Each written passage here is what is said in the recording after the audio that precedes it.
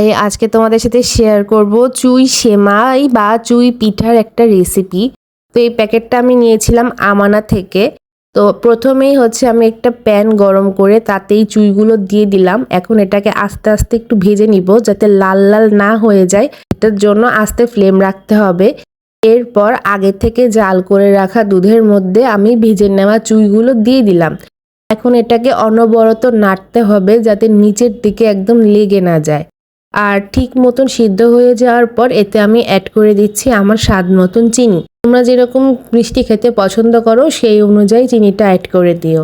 এরপর আবার এটাকে কিছুক্ষণ নেড়ে চেড়ে ভালো মতন রান্না করতে হবে। তো এরই মধ্যে কিন্তু আমার চুইটা একদম কমপ্লিট হয়ে গেছে আর এটা কিন্তু বানানো খুবই সহজ, তোমরা দেখলেই। এরপর আমি এটাকে একটা বাটিতে সার্ভ করে নিচ্ছিলাম। আর আমার চুইটাতে হয়েছিল কি, ঠান্ডা হওয়ার পর না লিকুইডটা অতিরিক্ত টেনে নেওয়ার কারণে এটা খেতে ক্ষীর হয়েছিল, বাট ওই যে একদম শুকিয়ে গেছিল আর কি। তো আমি উপর দিয়ে একটু গুঁড়া দুধও অ্যাড করে দিচ্ছিলাম।